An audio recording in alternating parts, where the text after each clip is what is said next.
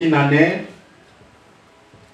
hapa hivi tunaenesha mwaka moya depuis qu'il a plu au Seigneur toka ilimpendeza Bwana que nous puissions commencer ce travail. ili tupate kwanza hii onyo kubwa. Vous disons merci, Tunamipikia aksanti vous qui avez accepté mwebale waliweza kuishika de vous joindre à nous kukaribia pamoja na pour shie cette grande célébration. kwa hiyo sherekeo kubwa. Amen. Amen. Amen. Amen. Nous vous disons merci. Tunamipikia aksanti Que le Dieu de la foi triomphante Mungu wa imani kamilifu puisse vous bénir abondamment. amibariki kwa utele. Amen. Amen. Permettez-moi, je ne saurais pas recevoir tout le monde. Mtanisamea sitaweza kupokea kila mmoja. Permettez-moi de recevoir quelques personnes qui nous ont honorés. Mtanisamea nipokee watu chache waliweza kutuheshimia. Nous saluons la présence de l'homme de Dieu, l'apôtre Gustave Niek ainsi que son épouse. L'homme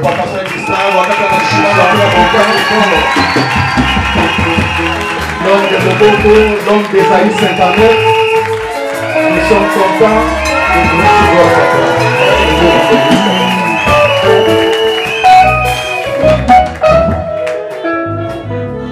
Amen. Amen.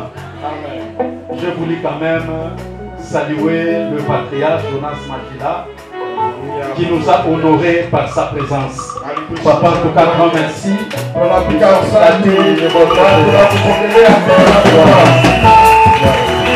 Il n'est pas venu seul, il est accompagné de l'homme de Dieu, l'évangéliste patient. Que Dieu vous bénisse pour votre présence.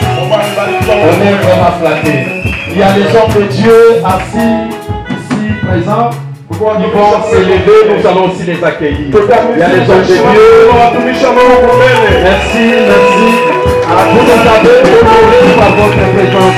Que Dieu vous bénisse abondamment. À vous tous, distingués invités, la famille, mes frères et sœurs, ça nous va droit au cœur pour votre présence. Que Dieu vous bénisse abondamment pour votre présence. Est-ce qu'on va acclamer pour le roi des rois? Gloire au Seigneur. Gloire au Seigneur. Amen. Amen. Nous voulons passer à la parole. La chorale va nous entonner une chanson d'adoration où tu vas préparer ton cœur à recevoir la parole de Dieu. Nous allons nous incliner en prière. Tu vas dire à Dieu, parle-moi. Recommande ton cœur à la grâce de Dieu. Prions au nom de Jésus. Seigneur, nous recommandons nos cœurs à ta grâce. Il est écrit, il les envoya sa parole. Et cette parole est guérie. Seigneur, que la parole de ce soir nous révolutionne. Que la parole de ce soir nous bénisse. Que la parole de ce soir nous transforme. Que la parole de ce soir nous change. Manifeste-toi, Père. Révèle-toi, oh Dieu. Agis, Seigneur. Nous t'invitons, Père. Nous t'appelons les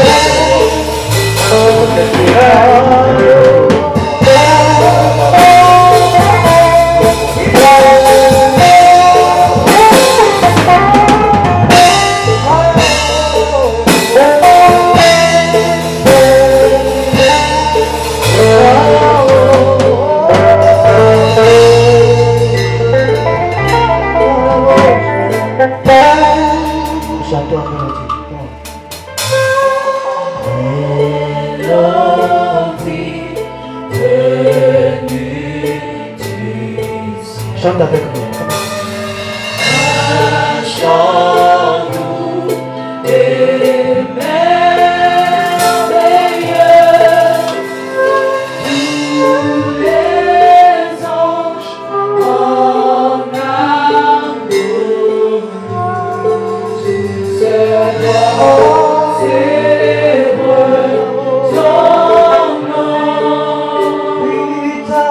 Puissance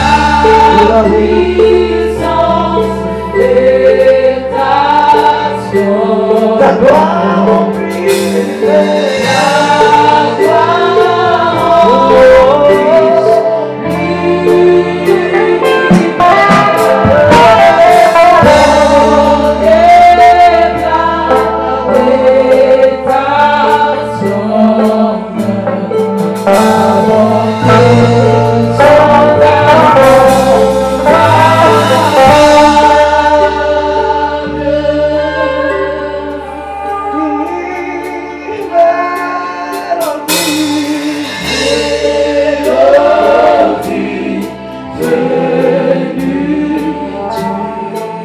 Apporte ton cœur devant le Seigneur.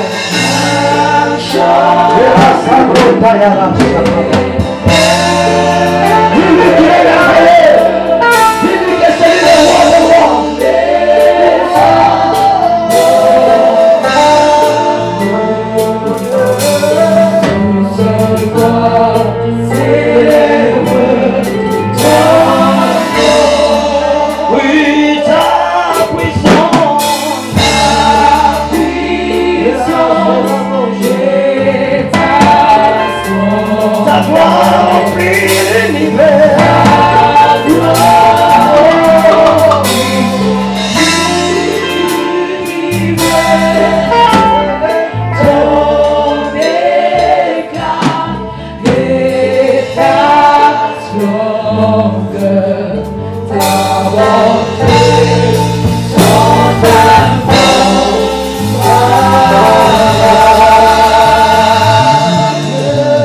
Est-ce que nous pouvons acclamer pour les rois des rois?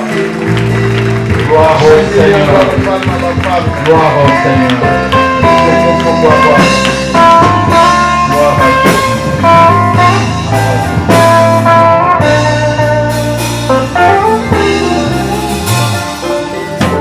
Nous voulons écouter la parole de Dieu. Aidez-moi à recevoir notre papa pendant qu'il s'avance. Nous acclamons pour les rois des rois.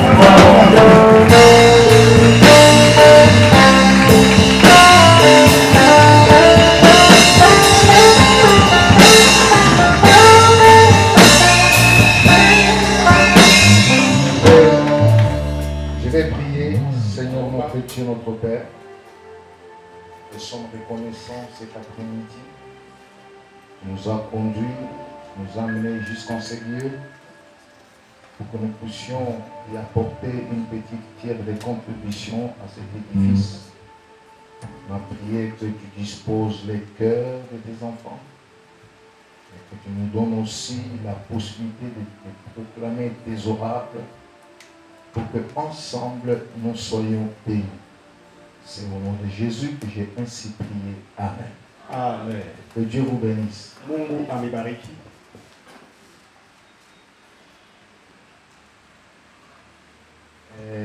Nous sommes vraiment très bénis d'être au milieu de vous ce soir. Tunabarikiwa zaidi kuwa kati yenu magharibi ya leo. Nous avons rencontré un grand obstacle sur la route Tulikutana na vizuizo ama embouteillage barabara qui ne pouvait même pas nous permettre d'arriver ici. ile haikuweza kuturuhusu hata kufika hapa. Nous étions sur le point d'appeler le pasteur Christian pour lui dire qu'on ne sera pas béni. Tulikuwa karibu na kuita mchungaji Christian na kumwambia tutaweza kufika. Mais Dieu étant un Dieu de grâce, Lakini Mungu kama Mungu wa neema il a ouvert la porte. alifungua mlango Nous avons défié cet obstacle na tulichola hiyo kizuizi et voici, nous sommes là ce soir. na tazama tuko hapa magharibi. Et Dieu soit béni. Mungu abarikiwe. Que Dieu soit loué. Mungu asifiwe. Et par la grâce de Dieu, nous allons partager cette bonne parole. Na kwa neema ya Mungu tutagawanya neno mzuri.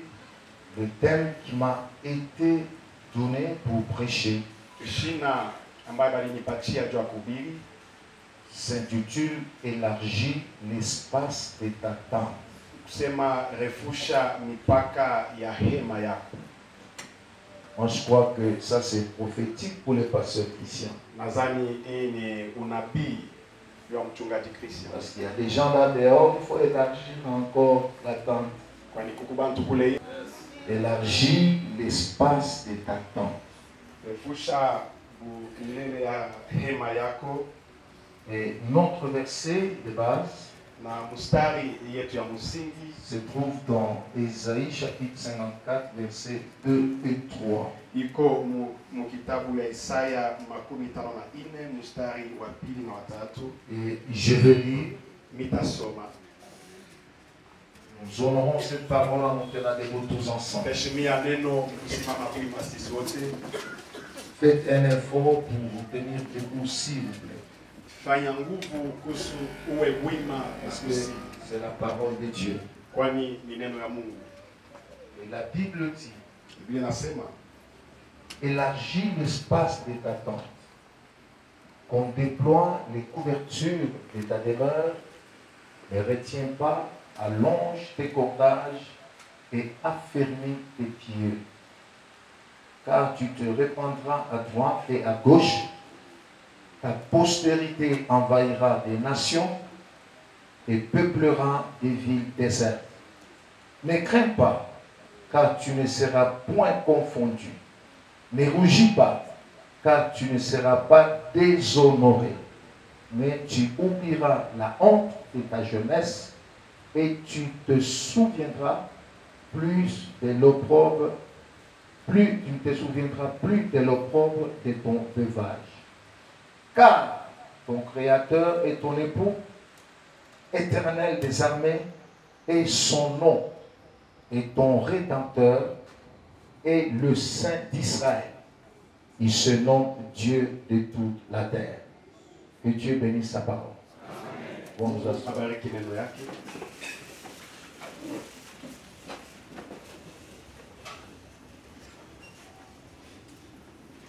Je commence par faire tout d'abord une petite mise au point.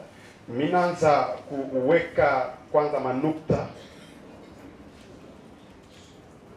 Le verset 2, Mstari wa pili qui est l'objet du sous-thème qui m'a été donné, est suivi du verset 3. ile inatazamia kishina balilipatia kinafuatiwa na mstari wa 3. Et le verset 3 nous révèle les conséquences directes du verset 2. Na mstari ya 3 inatuonesha matokeo ya mstari wa pili. C'est pourquoi il est introduit par la conjonction car. Ndio kwa maana inaingizwa na hiyo tamko inasema kwani. Et substantivement, elle marque la raison d'une proposition énoncée. Na kweli inaonesha kuingilia wala kuonesha kwa bintu ambayo binasemewa kisha. Élargis l'espace de ta tente. Refusha bunene bwa hema yako. C'est la proposition qui est énoncée. Ni nukta ambayo banatuletea. Car tu te répandras à droite et à gauche.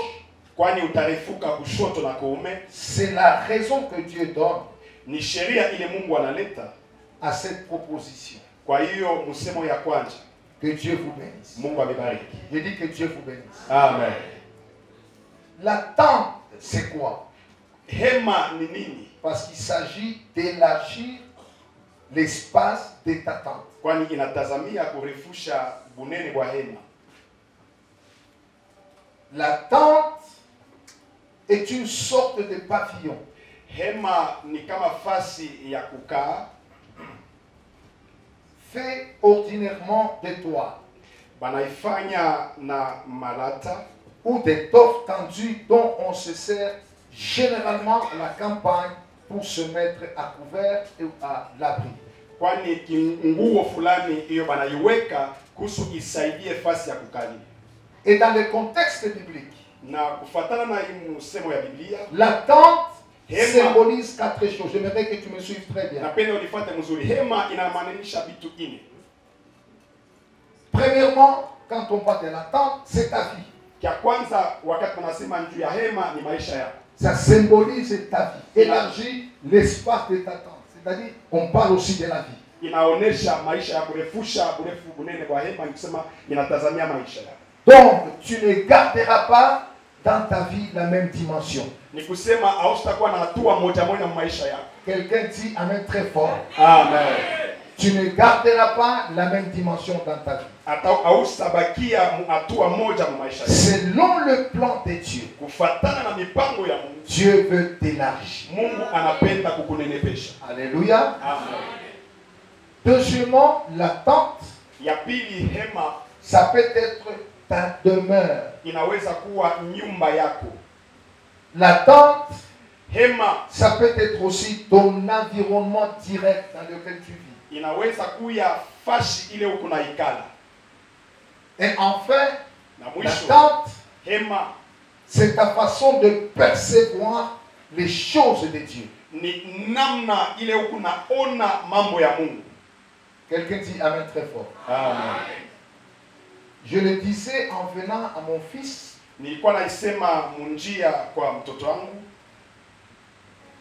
que j'ai compris qu'il y a la plupart des gens, mimi naelewa kama bantu mingi c'est que leur personnalité reproduit dans la vie, kile bumuntu bwao bukunaonekana mu maisha ce n'est que le soubassement de sa vision qu'il a sur sa vie. inakuwa ni msingi ya onyo ile kunayo juu ya maisha yake. Quand quelqu'un est désordonné, Wakati mtu yuko unaishi mfujo, verrez même l'endroit où il passe la nuit est désordonné. utaona tafashi kuna lala ni fujo tu. Même sa façon de faire les choses, il est désordonné. Namna yake ya kufanya mambo iko tu ya mkafuyo.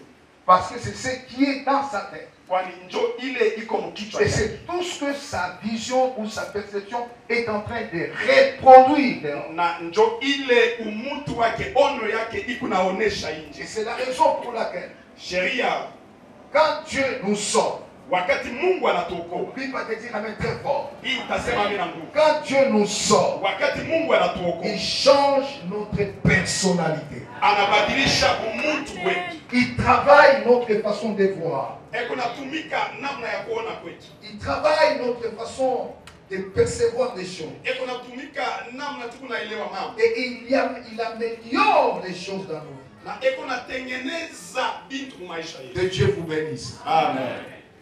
Moi, je suis né dans un milieu terre à terre. Mimi nilizaliwa mfashi moja ya chini sana. Terre à terre. Ya chini sana. J'étais dans le fin fond de la Katuba. Moi, je suis né à la Kenya. Mimi nilizaliwa Mkenya lakini nilikuwa kumwisho kule ukatu. Non, à la Kenya. Mkenya, mimi nilizaliwa Mkenya nilikuwa kumwisho. Ceux qui ont grandi à Lumbashi connaissent ce qu'on appelait à l'époque Baba Matoto. C'est là que moi je suis né. Kumama na batoto sa kubrondo. C'était un milieu terre à terre. Ni fashi moja ya chini sana.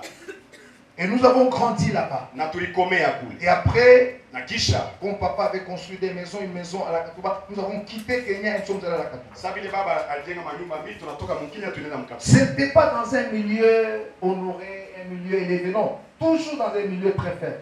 Haikuwa mfashi mzuri ya heshima, ilikuwa tu mafasi dhaifu sana. Et on a grandi comme ça. Na tulikomea vile. Et c'est la vision qu'on avait. Ni onyo ile Quand on tulikuwa. était encore trop jeune. Kama wakati tukani. Mais quand nous nous sommes convertis, Wakati tunakeuka, Dieu a changé ma façon de voir. Mungu anabadilisha namna ya kuona mambo. Dites amen très fort. Amen. Dieu a changé ma façon de voir les choses. Mungu alibadilisha namna ya kuona. C'est pourquoi Dieu te dit, Njoo kwa maana Mungu anakuambia élargis lefusha l'espace unene de ta tente. wa hema yako. Il ne faut pas rester toujours le même, à la même dimension. Non, il faut refuser ça. Haifai kubakia paka ule mtu moya moya, inapasha kukata na hii. Il faut monter des dimensions. Inapasha kupanda tu. Et ce n'est pas l'argent qui fait ça. Haina makuta tunafanya hivi. C'est la tête tout d'abord. Kwanza ni kichwa. Hein? Tu peux avoir l'argent, Unaweza kuwa na franga, mais rien ne se passe. hakuna kinapitikana, ni shimo. Il y a des gens qui ont vécu longtemps au village. Kuku bantu balikala sana kumugini.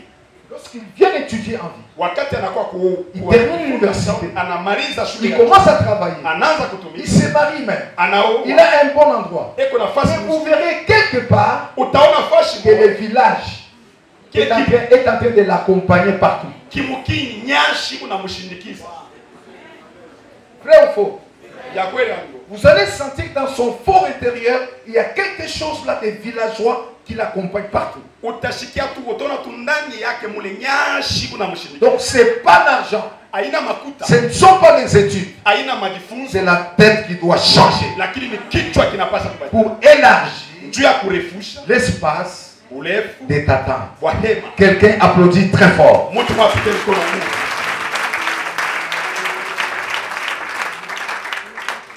Dieu utilise un langage approprié. Mungu eko natumikisha misemo yenye kuenea. Approprié à la vie des enfants d'Israël. Yenye kueneana na batoto ya Israeli. Parce qu'ils vivaient au désert, Kwani balikuwa naishi mjangwa. sous des tentes. Beko nikala chini ya mahema. Même le tabernacle Hata tabernacle autour duquel ils se réunissaient, kando ya hiyo balikuwa nakusanyika. lorsqu'ils établissaient un camp quelque part, Wakati banaweka kambi fasi était construit en forme de tente, aina ya hema hivi. était démontable Balikuwa beko na ichomoa et transportable. na banaibeba. Et Israël pouvait bien comprendre le message de Dieu Na Israel aliweza elewa mzuri qui disait élargir l'espace de ta tente. ile kwa nasema refusha unene wa hema yako. Quelqu'un peut dire Amen. Amen. Quelqu'un peut dire Amen. Amen.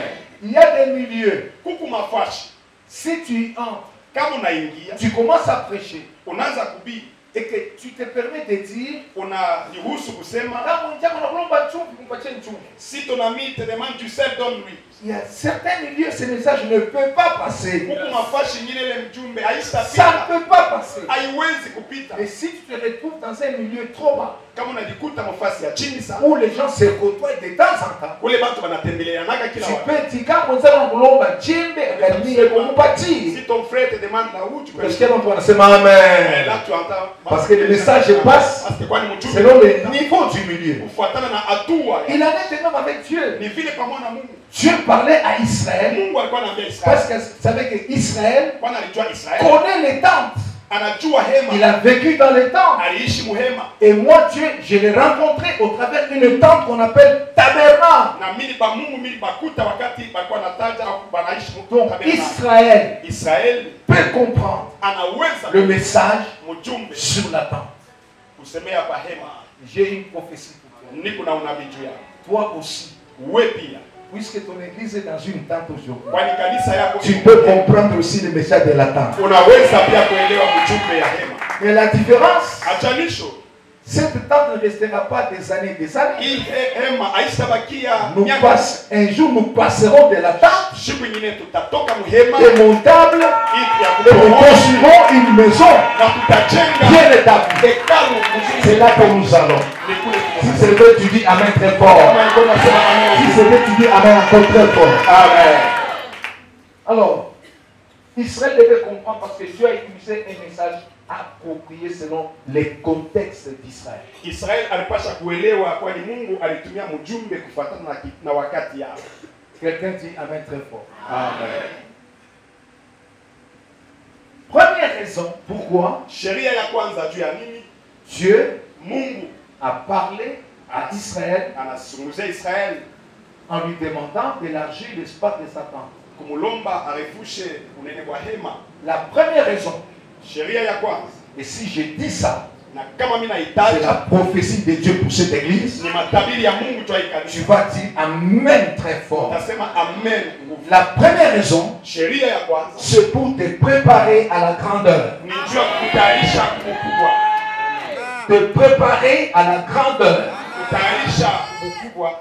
C'est pourquoi il a dit, allez, élargis encore. Ndio kama alisema arefusha tena. Ta tente est trop petite. Hema yako ni kidogo sana. Ce que moi, Dieu, je vais faire avec toi, Kile mimi Mungu mitafanya pamoja sera nawe très grand, kitakuwa kikubwa zaidi. au point où la tente où tu habites ne pourra pas contenir les choses que moi, je vais faire entrer là-bas. Kufikia hatua ya kusema hema ile unaikala haistaenea vitu vile mimi Mungu. Alors, élargis l'espace de ta tente. Na hivi refusha mnene wa hema. Quelqu'un dit Amen très fort. Amen. Quand nous avons commencé l'église, Wakati tulianza kanisa c'est en 1981. ni mu mwaka 1000 Et l'église a commencé dans ma maison. na moja kanisa ilianza Dans ma maison. mu nyumba yangu. Derrière l'entreprise où je travaillais, on m'a logé par là. Et là, j'ai commencé l'église dans mon salon. Kumukongo ya kampuni kule nilikuwa naikala kunatumika ni kumukongo kule nyumba balipacha mimi naikala na kule tulianza kanisa. On a commencé comme un groupe de prière familiale. Tulianza kama vile maombi ya jamaa. Moi, mon épouse, Mimi mke et 2 ou 3 de mes frères. na bawili wala batatu bandugu yangu. On a commencé à prier. tukaanza Et petit à petit, Dieu a commencé à amener des gens. na polepole Mungu akaanza kuleta. Mais on évangélisait. Lakini tulikuwa napana Et injili on gagnait petit à petit quelques personnes. na tulikuwa napokea polepole bantu Et ils sont venus. na balikuya. Et ce n'était pas une église au départ. Haikukuwa kanisa kumwanzo, C'était un groupe de prière. ilikuwa ni kikundi ya maombi. On a commencé à prier. Tunaanza kuomba, On priait très fort. tulikuwa naomba sana, Et à notre grande surprise, na kwa kushtuka kwetu les gens venaient. bantu bana. Vous savez, au début de l'œuvre, Unajua kumwanzo ya kazi, quand vous commencez, wakati munaanza les gens peuvent venir nombreux bantu banaweza et kuambia puis diminuer encore. na kisha banapunguka tena. Vous êtes à 13, Muko 15, l'autre semaine vous descendez à 6. ile juma ingine munakuwa 6. Et ma prédication était souvent, si 2 ou 3 sont réunis à mon nom, je suis moi là. Je disais ça pour m'encourager, me consoler. Mahubiri kwa ni kama moya wawili banakutana mimi kukati hapo. Nilikuwa nasema ndio kujipa moyo. Mais Dieu comprenait bien mon malheur. Lakini Mungu alikuwa anaelewa mateso yangu. Dieu voyait ma douleur. Mungu alikuwa anaona uchungu wangu. Et à un certain moment, Na kwa wakati quand moja, les gens venaient pouvaient arriver à 20, wakati bantu banapasha banafika on n'avait makumi, pas besoin de prêcher au micro. kisha tulikuwa na lazima kuhubiri kwa On mikrofoni. prêchait directement, c'était à mon salon, dans mon salon. Kwani ilikuwa ni mfashi kuja kukalia.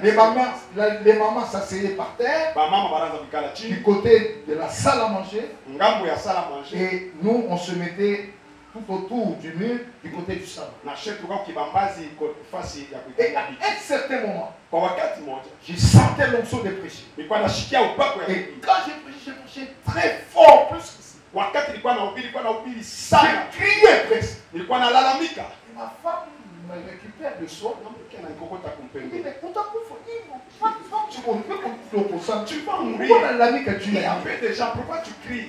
Alors, pour me consoler encore, Dieu a connu je dis que non, moi je ne vois pas 6 personnes. Nasa mission de batusi. Ils ont été de voir 1000 personnes. Bantu elfu. Alors, je m'entraîne par rapport à ça. Ndio kunenda na kujifunza kupitia. Et finalement, Na mwisho yake Dieu nous a donné beaucoup de gens. Mungu anatupatia bantu Et wengi l'église a grandi. na kanisa lake. Dites Amen très fort. Amen. Dites Amen encore très fort. Amen. Donc, c'est pour dire, Ni kusema Dieu a utilisé un langage Mungu alitumikia msemo moja approprié ya upekee pour que Israël kuhusu Israeli comprenne ce que Dieu voulait lui dire. aelewe kile Mungu alitaka kumwambia. Donc, la première raison Sasa sheria ya pour kwanza laquelle Dieu nous demande de préparer, plutôt d'élargir notre espace, juu ya ile Mungu anatuomba turefushe mnene bwana. c'est parce que Dieu Ni kwa nini veut Mungu te préparer, Dieu veut me préparer, Dieu veut nous préparer à la grandeur. Mungu anapenda kukutayarisha, kunitayarisha, kututayarisha sisi wote C'est pourquoi le verset 2 proclame avec insistance la préparation indispensable. Ndio kwa maana mstari ya pili inasema kujitengenezwa kweli kamili. Dieu dit car tu te répandras Kwani Mungu anasema kwani utarefuka à droite kuume et à gauche. na kushoto. Tu peux dire à ton voisin, tu te répandras. Tu te répandras. Dis-lui ça avec foi, tu te répandras Tu te répandras à gauche à gauche et à droite. et à droite. Et puis ajoute-lui ta postérité Tout le monde disait ta postérité envahira des nations envahira des nations et peuplera des villes désertes. et peuplera des villes. N'est-ce pas là la grandeur que Dieu est en train de parler? Pale chini mkubwa Mungu kunatayarisha. Mais avant d'annoncer la grandeur, Mbele ya yeye kutangaza, Dieu demande à Israël Mungu anaomba Israeli de se préparer alitayarisha à élargir kurefusha l'espace nafasi de Satan. ya hema. Alléluia. Amen. C'est ça même la grandeur. Ndio ukubwa. J'aimerais dire à l'église, Napenda kuambia kanisa, Dieu Mungu commence toujours petit anaanzaka mdogo tu et finit grand. na anamaliza. C'est ton amen qui m'étonne à ça. Amina yako ndio inachangaisha. Dieu commence souvent petit Mungu anaanzaka kila mara et mdogo puis il finit grand. na anaishia Et kubinene. ceux qui veulent commencer grand, Na bale banapenda kuanza ils mubinene ne vont pas loin. abaendake mbali.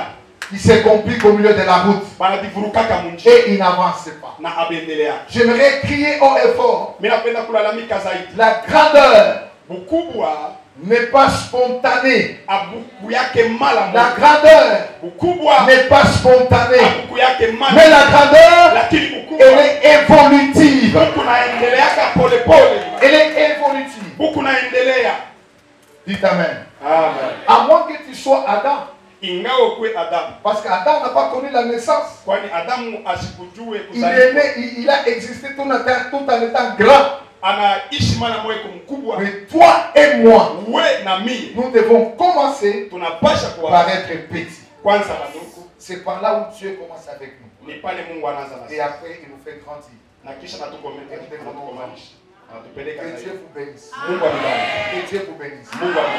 Si c'est que je peux, je le dis souvent, si c'est que Dieu m'a donné aujourd'hui, je dis bien le peu que Dieu m'a donné aujourd'hui. Si j'avais ça, au moment où j'avais 30 ans, dans le ministère, ou 35, au moment où j'avais plutôt 15 ans dans le ministère ou 10 ans, maman Marie ne serait pas seule. Elle devait avoir quelqu'un, une autre femme à côté d'elle. Et mes enfants, je leur dis toujours, si Dieu m'avait béni avant que je ne grandisse, vous ne serez pas les seuls ici à la maison. Parce qu'on a tout le monde qui est vous devez avoir vos petits frères. Mais Dieu connaît. Il sait comment faire les choses. Il va attendre. Il va attendre. Il va attendre.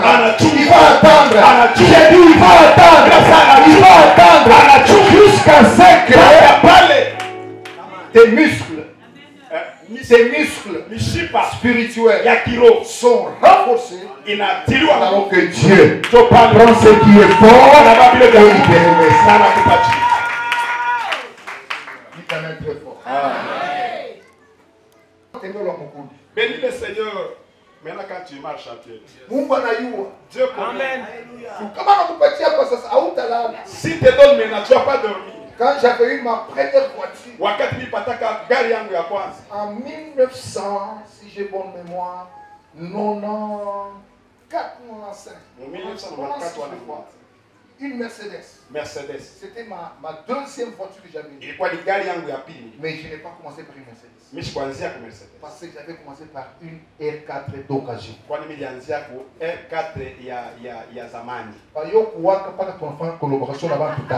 Pour que ça démarre, il faut. Moya eko na pompa pa carbureteur. Il y a quelqu'un qui est en train de pomper au carburant. Mwingine eko ndani eko na wakisha na kugazi. Et quelqu'un qui est en train de démarrer le gaz. Asa mimi mwenye motoka ni kwa nini wanasema pompa? Et moi wakisha kama pana hika wakapaka il n'y a pas ces deux là, ça ne va pas s'arriver. Un jour j'étais à l'église. Siku mwana kukanisa. Et j'ai dirigé à l'époque là la source féconde. Nilikuwa naongoza kanisa source féconde. J'ai dit à mon épouse, il est temps, pas toi maintenant, la voiture est dehors. Naambia mama, gari kwa nje. Mon épouse me dit, wakisha hiyo mbele. Non, toi, démarre d'abord. Sitatoka kama ujue, kama unaochea kitakufa mpaka. Sitatoka wakisha hiyo watu wabula hata 10 minutes hiyo paka na wao. Njoo nitatoka twende. Un jour, je suis venu voir la famille Salumachi. Tellement que j'étais jeune, j'ai pris aussi ma R4. Le véhicule était resté ici. On est rentré dans le bus. Le véhicule est resté à Lubumbashi. C'est par là où Dieu devait commencer avec moi. Par là. Et après, Dieu me donne une Mercedes. Et après, Dieu monte encore, il monte encore, il monte encore. Jusqu'aujourd'hui, il ne fait que monter. Donc, il y a certaines choses que Dieu nous donne à condition que Dieu nous prépare. Dis à ton voisin, hapana kuwa pressé. Ne sois pas pressé. Chunga masomo ya Mungu. Dans l'école de Dieu. Pika mikono sasa kwa Yesu. Acclame pour Jésus.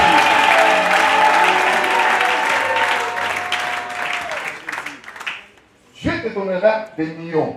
Mungu atakupatia mamilioni. Mais ce n'est pas encore le temps. Hayakuwa wakati. Ce n'est pas encore le temps. Hayakuwa wakati. Kama unapatia hiyo leo, Si Dieu te donne aujourd'hui, utaoa kama londo hiyo tunaona. tu vas épouser tout comme l'autre. Dieu sait comment nous gérer. Mungu anajua namna gani kututunza. Et c'est pour notre bien. Na nijua vizuri. Donc élargis l'espace de ta tente parce qu'il y a des bonnes choses qui arrivent. Refusha mnene wa hema kwa kuko vitu vizuri Dieu vikuna. ne peut pas te donner tant que tu n'as pas encore élargi l'espace de ta tente. Mungu asiwezi kukupatia ingawa au ya refusha mnene wa hema. Dieu commence toujours petit Mungu anaanza mdogo et finit grand. na anaisha kubinene. La grandeur Ukubwa n'est pas spontanée, abuna bwa mala mais mo. la grandeur, Lakini elle bukubwa est évolutive. unaendeleaka. C'est ma même pour vous tellement. Amen. C'est ma même peine bien. Amen. Elle est évolutive. Kunaendelea kidogo kidogo. Quand je suis allé fiancer mon épouse, Wakati nilienda kuchumba elle avait 19 ans alikuwa na miaka 19 et moi j'avais 23 ans. na mimi nilikuwa na miaka 23. Et j'ai vécu avec mes frères, Nilikuwa naishi na banduku yangu, mes cousins. banduku yangu. À l'époque là, Kwa wakati ile nous avions une chaussure tulikuwa na kilato kimoja. qu'on portait tous. Chaque fois que quelqu'un a un rendez-vous, il met cette chaussure. Mkulu mwa vilato kila wakati ile nduku mmoja alikuwa na rendez-vous alikuwa anakivaa. On appelait cette chaussure la chaussure de la communauté. Tulikuwa na Aïe, aïe, tout le monde. vilato vya community. Et un jour, je devais aller voir mon épouse. Siku moja nipasha kwenda kumona Ma fiancée. mchumba. J'ai bien ciré cette chaussure. Mimi na pakala mzuri. Pasteur, Mchungaji. ile kilato kwa kukwenda kwa unaona mabandi ba ya Ile bajue. chaussure Huyu anakuwa ni huyu anakuwa ni 10, huyu anakuwa ni 8. Sasa mimi nilikuwa nakuwa na 8. Et moi j'ai Nakuwa na machaussette ya mabaya ya bajue. débat. Ah regardez, njoo inakuwa. Là ça tient. Dominer. Là j'ai pas. Et quand je suis allé là, Wakati mimi nenda kule on a posé avec mon épouse. nasumbulia na mchumba. Ma belle-mère nous envoie un message. Mko yangu anatumia mjumbe. Mari, umwambie baba, unakuwa kweushi. Atenda asenda. Mbona nataka kuambia? Marie dit papa, il fait noir ou sombre. Il va partir parce qu'il Unaenda fiançailles. unajua kuchumba. Mwana ndana mabongo. Là, Amona sema sasa iko na mwe. vous ne voyez pas que l'air est en train de partir. Et après la pluie a commencé. Na kisha mvule naanza. Son dans la maison. Tunaingia Il mvula. a tellement beaucoup. Mvula ilipika ya mingi. Et quand on sortait pour rentrer, Wakati tunakuwa natoka njoo il m'a accompagné sous cette pluie-là. anishinikiza Il y avait chini. des- C'est pas la Katouba, il y avait des flaques, Katouba trop encore. Il y avait des flaques d'eau partout. Kwa mai chakula. On arrive tout près de la grande avenue. Tunafika karibu na barabara. La pluie reprend encore. Mvula inaanza. Et là, je vais rentrer chez mes beaux-parents. Mitarudia. Allons seulement, je vais partir. Twende tu mitari. En piétinant quelque part, j'ai mis mon pied dans une flaque d'eau. Mukanyanga kwa shimwa mimi na tukila. Toute la chaussette, les deux chaussettes là ont été complètement mouillées, devenues lourdes. Et ça a emporté, ça a fait sortir même la chaussure au pied. Ma chaussette yote na lobana inaleta butele. Et quand l'eau coulait là, ça a emporté la chaussure. Inabeba na kilato. J'ai dit à maman, Marimani, J'ai dit, kilato na mikono. Kilato na mikono. la chaussette. Nous avons suivi la chaussure. Maman, Tunafuata kilato. comment la bande va ni mutu inatoka? Hapa ni kiliki. Nilikuwa inatoka. Et j'avais perdu ma chaussure comme ça. Mami nilipoteza kile kilato. J'ai rentré chez moi comme ça. Tunarudia tunasoma. Et j'ai dit à mes frères, Mimi naambia je yangu. dois vous expliquer, Bila kwanza il y a kufanya. un incident qui vient de Kuko m'arriver. msiba mmoja C'est natokea. que notre chaussure communautaire Kilato kietu cha est shefa. partie avec l'eau de la pluie. Nenda na mai ya mvula. Pasteur, vous riez aujourd'hui. Mais c'est là que Dieu a commencé avec nous. Njoo kule Mungu alianza na shefa. C'est là-bas que Dieu a commencé. Njoo kule Mungu alianza na shefa. Et mais après tant, Na kisha wakati Dieu a béni. Mungu anabariki. Et maintenant, c'est devenu un témoignage. Na sasa inakuwa tu ni ushuhuda. Pour enseigner au peuple de Dieu, Njoo kufundisha il taifa. faut être préparé. Inafaa hivi. Est-ce que tu peux applaudir très fort le Yesu naweza Seigneur? kushangilia Mungu. Tu peux applaudir très fort le Seigneur. Naweza kushangilia Mungu wako. Mais je suis en train de dire, Niko nasema peuple de Dieu, taifa ya Mungu. sachez que le Dieu de la Bible Jua kama Mungu wa Biblia est un Dieu de préparation. ni Mungu wa matayarisho. Il ne fait rien sans préparer la chose. Afanyake kitu bila kutayarisha. Même le jour de ta bénédiction Hata siku ya baraka yako est préparé par Dieu. inatayarishwa na Mungu.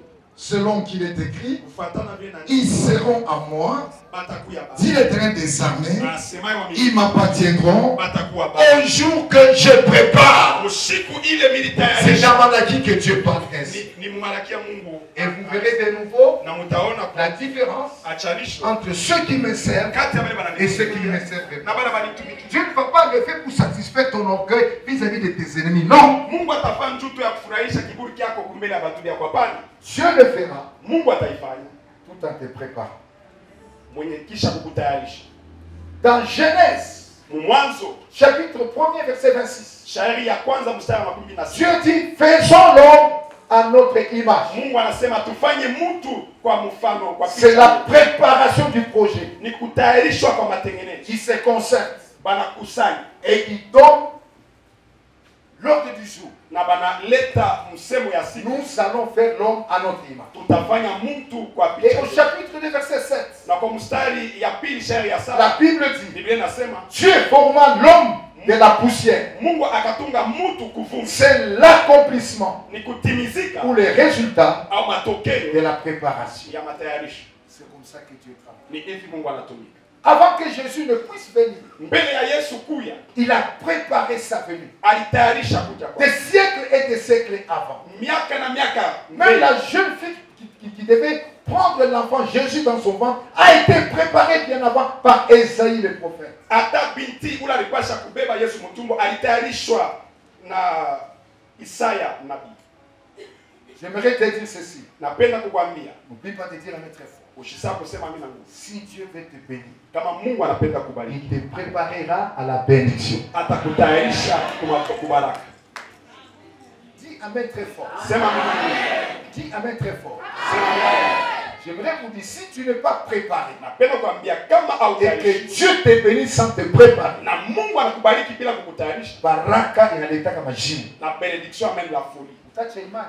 Tu vas abandonner la foi. Dieu doit te préparer. Mungu anapasha kutayarisha. S'il veut t'élever, Kama nataka kukunyanyua, Dieu va te préparer à l'élévation. Mungu atakutayarisha kukunyanyuliwa. S'il veut t'amener à un grand mariage dans ta vie, Kama nataka kupeleka kundoa kubwa maisha, Dieu va te préparer aussi au grand mariage. Mungu atakutayarisha pia kundoa. Moïse a été préparé par Dieu pendant 40 ans au désert. Musa alitayarishwa na Mungu karibu miaka 40 mjangwa. Je ne compte pas les 40 ans qu'il a vécu dans la maison de Pharaon, car c'était aussi une forme de préparation. Mishahesabia miaka 40 mnyumba ya Farao, kwani ilikuwa pia matayarisho. Mais la préparation proprement dite, Lakini kutayarishwa kwa kweli c'était au désert. ilikuwa mjangwa. Après, Na kisha quand Moïse wakati Musa a presque fini son temps de préparation, anamaliza wakati yake ya matayarisho, la première chose, kitu cha kwanza même son nom hata jina yake a changé de qualificatif. ilibadilishwa kuwa kwa jina. Et c'est Étienne, Stéphane qui nous révèle ces choses. Ni Etienne na Stefano Il nous dit dans Acte 7:35, c'est Moïse anatuambia mu Matendo ya Mitume qu'ils avaient renié Musa ule en balikata disant qui t'a établi chef et juge. mkusema ule alikuweka muamzi C'est lui ni yeye. que Dieu envoya Mungu alituma cha kwanza comme chef, kama mwongozi, deux ya pili comme libérateur, kama mkombozi, avec l'aide de l'ange qui lui était apparu dans le buisson. na kusaidiwa na malaika alimuonekania. Il n'est pas rentré en Égypte avec un simple nom de Moïse, non. Ashikurudia mumisi na njina bule ya Musa pa. Derrière ce nom de Moïse, Nyuma ya njina ya Musa Dieu y a ajouté deux qualificatifs. Mungu aliongeza vitu viwili. Vas-y, en tant que chef, Wende kama mwongozi, vas-y, wende en tant que libérateur. kama mkombozi. Et quand il est parti, Na wakati anaenda les choses par un très beau bâtiment. na C'est ton amen qui me décourage. amen yako na C'est ton amen qui ne me convainc pas. amen yako haita- Si tu es convaincu, dis amen très très fort. Amen. Donc c'est ce que Dieu a fait.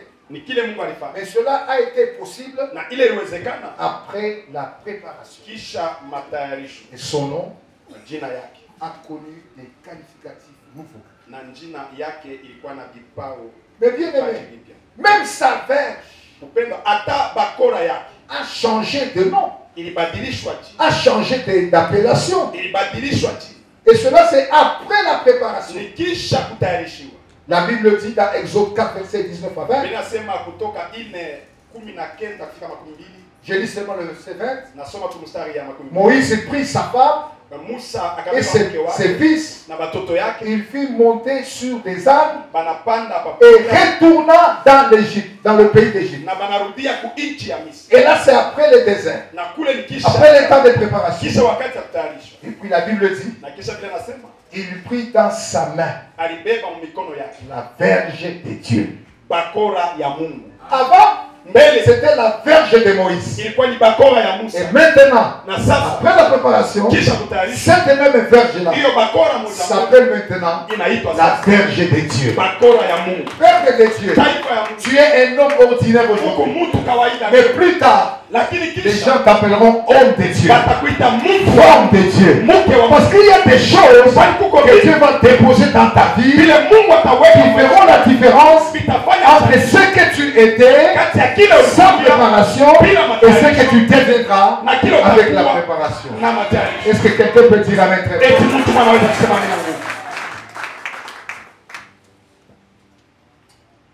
J'aimerais vous dire aussi, Napenda kuniambia tena même cette convention hata hii kongamano dans laquelle nous nous trouvons tous aujourd'hui ndani ya hiyo tunajikuta sisi wote leo est une convention de préparation à la grandeur. inakuwa ni kongamano ya kututayarisha. Si j'étais à ta place, j'allais dire amen très très fort. Kwa papasha nitasema amen nguvu sana.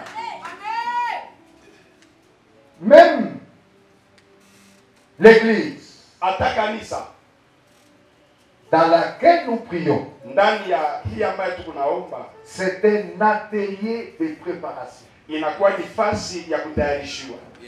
Je suis en train de voir ici Niko naona hapa des grands hommes politiques.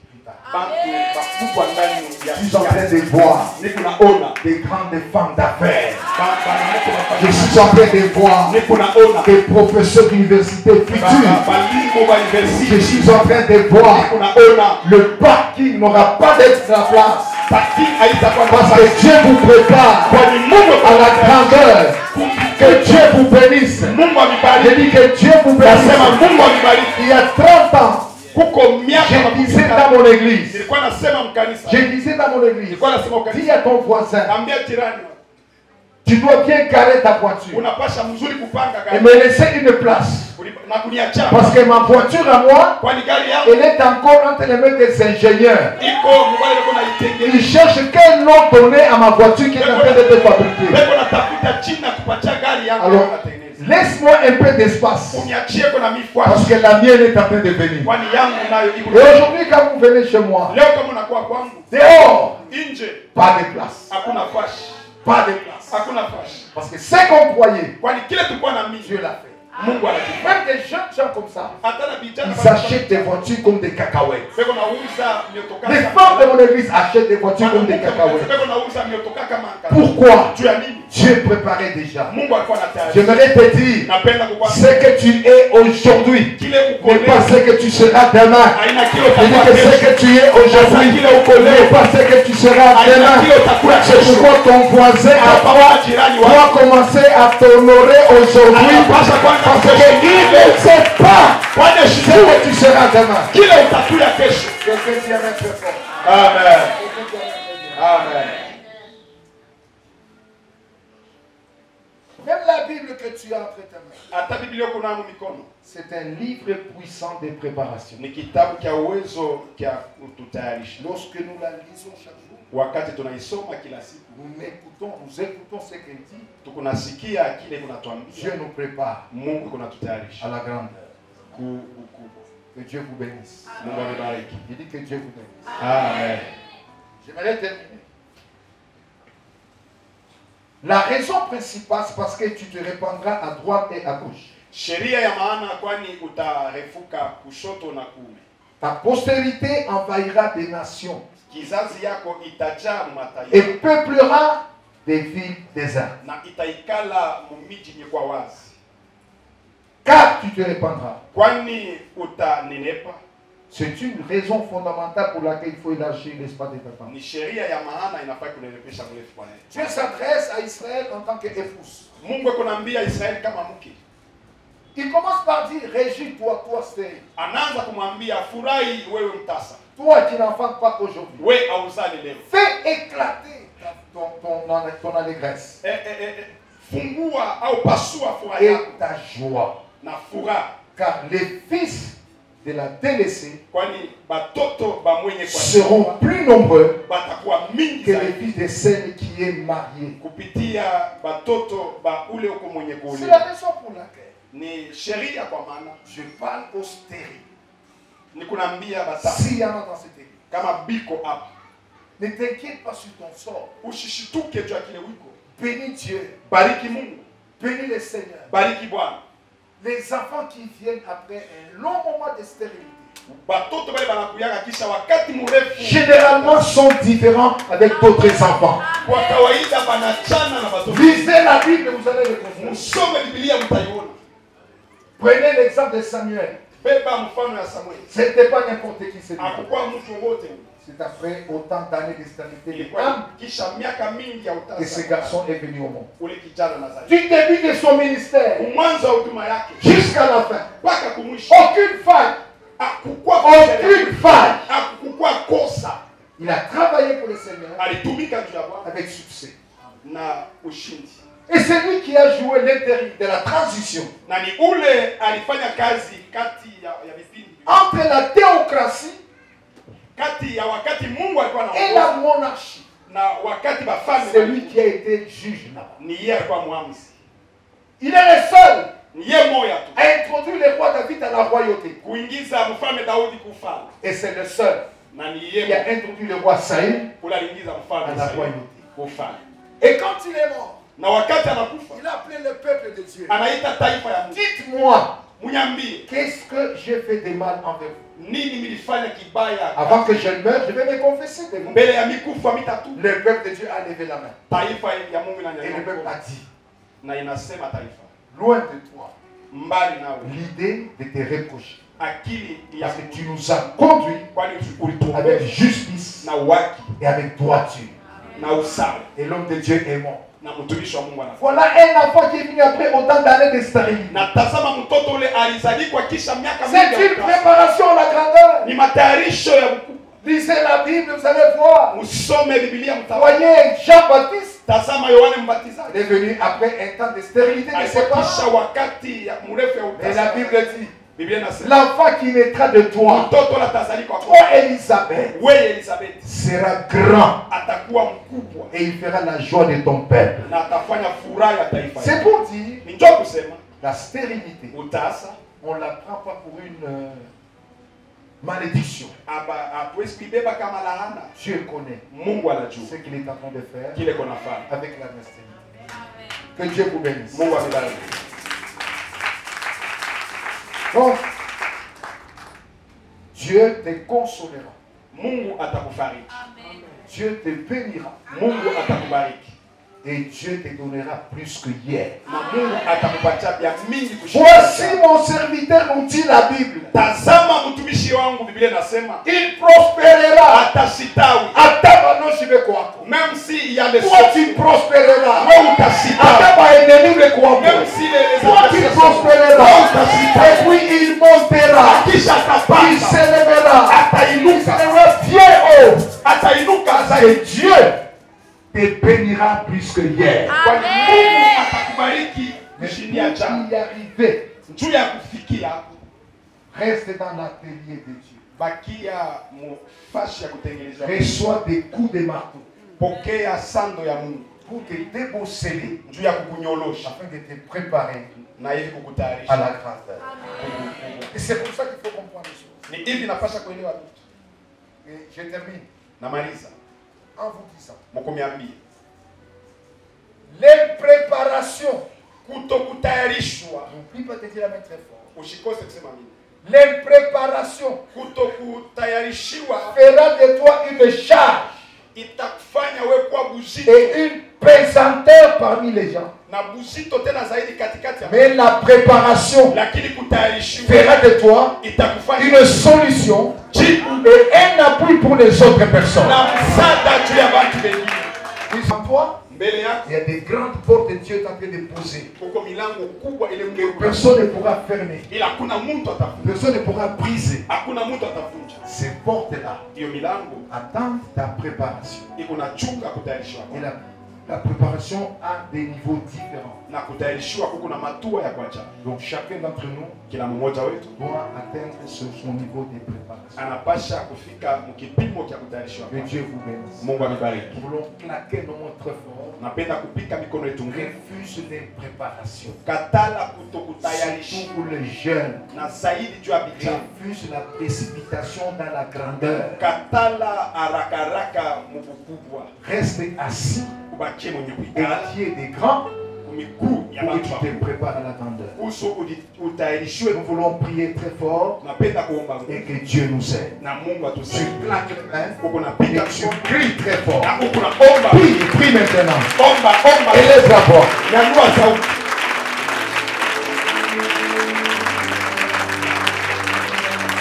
Élève la voix. Nyanyua sauti. Élève la voix. Nyanyua sauti. Et parle devant le Seigneur. Omba mbele ya Bwana. Que Dieu te prépare à la grandeur. Mungu akutayarishe. Dis à Dieu, prépare-moi à la grandeur. Ambia Mungu nitayarishe. Prépare-moi à la grandeur. Nitayarishe. Je vais élargir Ninapenda kurefusha. l'espace de ma tente. Unene wa hema. Je vais grandir. Ninapenda kukomaa. Je vais m'épanouir. Ninapenda Parce kukuka. que les choses que tu prépares Kuhusu vitu unatayarisha. sont tellement grandes. Vitu vinene sana. Élève la voix. Nyanyua Et sauti. parle encore à Dieu. Ambia tena. Parle encore à Dieu. Sema tena na Parle encore à Dieu. Sema tena na Élève ta voix, parle. Nyanyua sauti. Et maintenant, tu vas faire une prière d'opposition. Na hivi utaomba maombi ya upinzani. Tu vas refuser dans ta vie l'impreparation. Utakatala mu maisha yako kutokutayarishiwa. Lève ta main. Nyanyua mkono. Répète après moi. Sema kisha mimi. Moi, je suis moi. Et je resterai moi. Et je resterai moi. Donc, il ne faut pas imiter quelqu'un d'autre.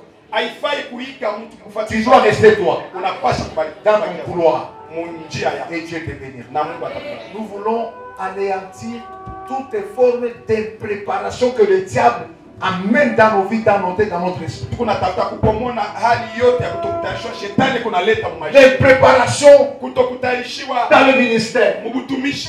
L'impreparation dans Kutokutayarishiwa le mariage. mundoa. L'impreparation Kutokutayarishiwa même aux études. hata kumaliza. Merci Jésus. Asante Yesu.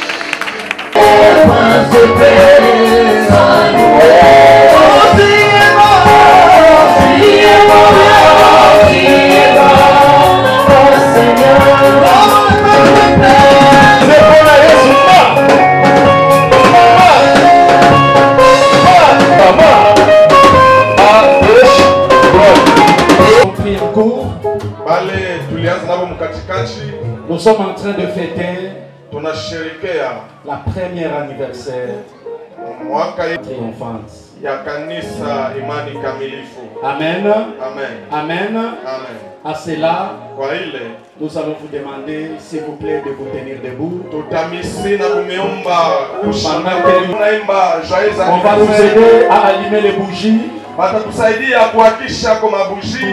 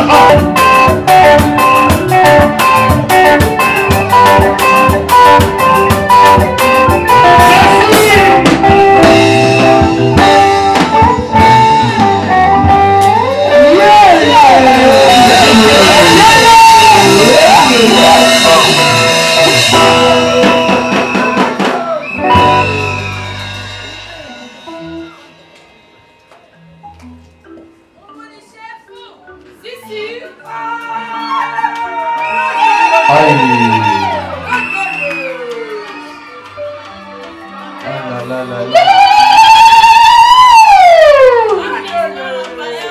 Tobandaki na payote. Lelo toza na tente.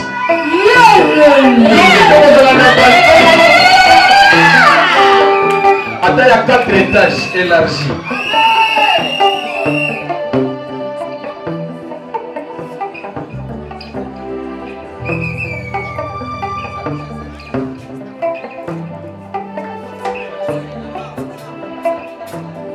Un peu de bikele-kele.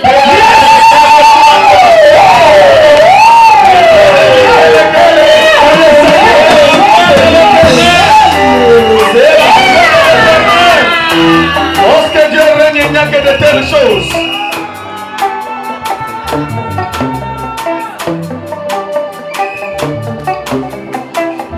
Macho. Quand je vois ces gâteaux devant moi, Wakati naona hii gato mbele et yangu la première bougie na hii bougie ya kwanza qui symbolise la première anniversaire. yenye inamaanisha mwaka ya kwanza, Nous venons de très loin. tunatokea mbali kabisa. Ne regardez pas ce que vous voyez. Msitazame vile mnaona leo, Nous venons de très loin. tunatokea mbali kabisa. Il y a d'autres personnes aujourd'hui qui s'imaginent que c'est l'argent qui fait la grandeur de cette œuvre. Kuna watu wengine wanawasia ni pesa ndio inafanya bunene kwa hii kazi, Ils se trompent. banajidanganya. Peuple de Dieu, Taifa ya Mungu, quand nous avons commencé ce travail, wakati tulianza hii kazi nous étions dans une période. tulikuwa mpayote. Je prenais ce que nous appelons de palettes. Tulianza kubeba tunaita kama vile mapalette Je mettais un tissu. na kuweka hapo kanguo. C'est là que j'ai monté Ndio pale baba yetu alianza kupanda pour prêcher, ili kubiri neno ya pour Mungu, que je sois un peu surélevé par rapport à ce qui était là. ajione kama haikuwa kwa yulu kidogo na bale venye kwa mabichi. On n'avait même pas de micro. Hatukukuwa hata na mabibuyu. Il fallait que je crie Ilibidi baba yetu alalamike pour qu'on puisse m'entendre. ili neno isikilike. Comme papa l'a dit, Kama vile baba yetu alisema, dans chaque chose, il y a toujours une préparation. kwa kila kazi kuna matayarisho. Aujourd'hui, ça paraît ce que ça paraît aux yeux des gens, Leo inaonekana ile inaweza kuonekana kwa macho ya watu, mais Dieu nous a pris quelque part. lakini Mungu anatosha fashima fulani. À cela, je remercie tous mes enfants Kwa hiyo ile napiga asante qui watoto étaient yangu là wote à l'écoute. Pendant notre faible commencement, mudhaifu yetu ya mwanzo, parce que c'était inacceptable kwa maana haikuitikiwa dans des conditions dans lesquelles on se réunissait. mu ile namna tulianza Je me kukusanyika. rappelle par moments il pleuvait Nakumbuka wakati ingine mvula et ikifika, nous tous on devait se confiner dans un seul côté shi bote tunaenda kufutishana ngambo moya pour que nous ne soyons pas mouillés. ili tushipate kulobana na mvula. Cette église a une histoire, Hii kanisa ina historia, mais nous allons la raconter un jour. siku moya tutayadisia.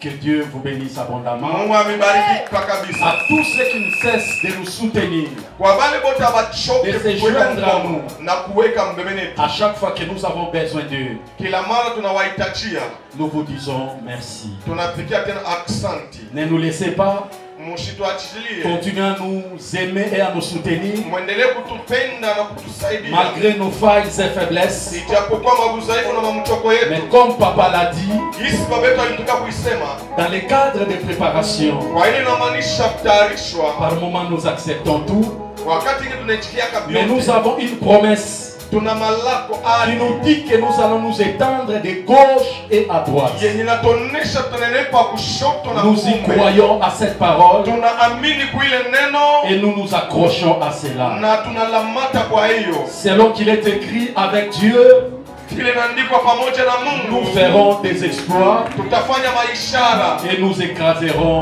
nos ennemis. na tutazanza waadui Que wetu. Dieu vous bénisse abondamment. Mungu awabariki kwa upele. Merci à tous et à toutes. Asante kwa wote. Je vais demander à notre papa Taomba baba yetu de prier aombe, que nous sommes en train d'abattre. na kwa hii kazi inafanyika Que la pale. grâce de Dieu nous accompagne, Neema ya Mungu itusindikize afin que les promesses de Dieu s'accomplisse. Souffrez, peignez encore debout. Papa et maman, Baba yetu batatwanga magoti.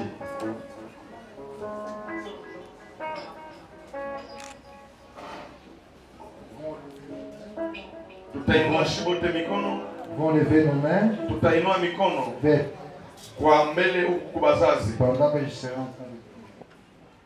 Tu as choisi ce couple dans ce coin pour bâtir ton œuvre. Je viens prier aujourd'hui parce que tu as marché avec eux dans cette œuvre, ça fait 1 an. Et il y a beaucoup de choses que tu vas faire avec eux dans les années à venir. Bénis ce couple. Bénis les collaborateurs. Bénis cette église.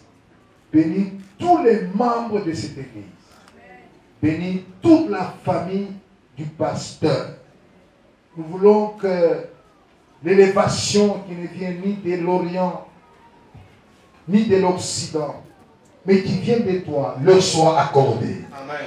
Et que le travail qu'ils font en ce coin puisse glorifier le nom de Jésus-Christ. Et que les âmes perdues soient gagnées. Qu'à partir d'aujourd'hui, que cette église puisse s'élargir à droite et à gauche. Amen. Et que l'expansion soit visible. Si toi tu touches quelque chose, la chose prospère. Amen. Car il est écrit dans ta parole, ce qui est entre mes mains, personne ne peut le remplir.